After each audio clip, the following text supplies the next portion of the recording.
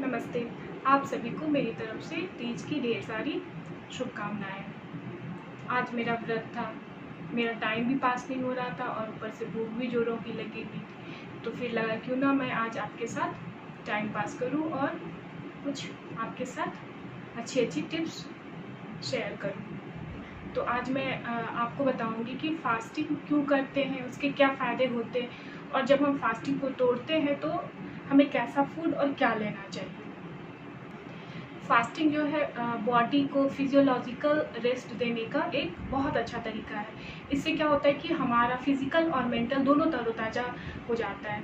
तो दूसरा क्या होता है कि जो भी हमारे बॉडी की टॉक्सिन जिसे हम डिटॉक्सिफिकेशन करते हैं, हमारे बॉडी से सारे टॉक्सिन बाहर निकल आते हैं। इसके साथ हमारे बॉडी की जो इम्यून सिस्टम है वो भी इम्प्रूव होती है। साथ में अगर कोई भी वेट लॉस के लिए कुछ कर रहा हो तो इसमें ये वेट लॉस के लिए बहुत अच्छा काम करता है। इसके साथ ही ये हमारे जितने भी स्किन के प्रॉब्लम होते हैं वो क्लियर कर देता है और एक्ने कुछ भी हो तो वो सारे इससे ख़त्म हो जाते हैं। इसलिए जब भी हम फास्टिंग करते हैं तो हमें अपने जब हम फास्टिंग को मतलब तोड़ते हैं तो हम अपनी खान पान पे बहुत ज़्यादा ध्यान देना पड़ता है। तो इसलिए मैं आपको बता रही हूँ कि आपको क्या करना है। जब हम फास्टिंग को तोड़ते हैं तो स्टार्टिंग में मैंने बहुतों को देखा है कि फास्टिंग तोड़ते ही वो ढेर सारा खाना लेके बैठ जाते हैं या फिर चावल दाल या फिर पराठे जो भी हो वो खाते हैं। तो ये गलत है। हमें क्या करना है, जब हम फास्टिंग को तोड़ते हैं तो हमें लिक्विड से फिर सॉलिड पे आना है। मेरा मतलब है कि पहले आप पानी, शिकंजी, जूस जो भी हो आपके पास पहले वो लें। फिर थोड़ा सा उसके बाद थोड़ी देर में आप सूप, पतली खिचड़ी इस तरह से कुछ लें, फिर आप सॉलिड खाने पे जाएं। जब हम फास्ट में रहते हैं या व्रत करते हैं तो क्या होता है कि हमारे बॉडी से बहुत सारी हीट प्रोड्यूस होती है। ये हीट क्यों प्रोड्यूस होती है? जब हम खाली पेट होते हैं तो हमारे स्टमक से ढेर सारी एसिड प्रोड्यूस होती है।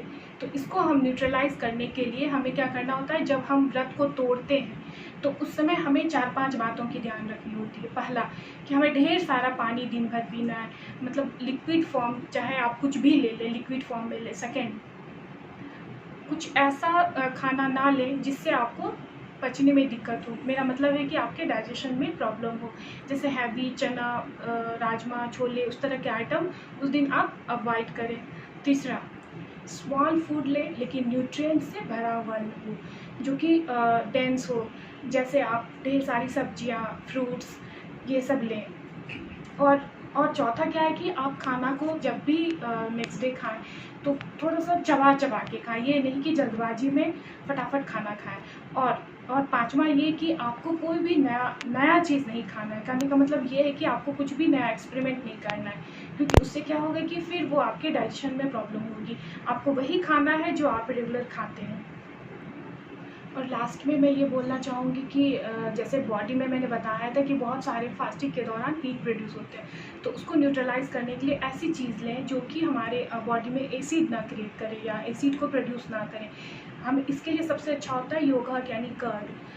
कर्ड को हम अपने खाने में, डाइट में, चाहे जैसे भी हो, रायता हो या फिर ऐसे ही लस्सी लें या फिर किसी भी फॉर्म में आप कर्ड को लें। अगर आप इन छोटी छोटी बातों को ध्यान रखेंगे तो फिर आपको जब आप फास्ट को तोड़ेंगे तो आपको किसी भी तरह की प्रॉब्लम नहीं होगी, जैसे एसिडिटी या फिर कभी कभी वॉमिटिंग या फिर वीकनेस की प्रॉब्लम होती है, वो सब कभी कुछ भी नहीं आपके साथ होगा। तो चलिए, अगर एक बार फिर से आपको मेरी तरफ से ढेर सारी तीज की शुभकामनाएं। Thank you.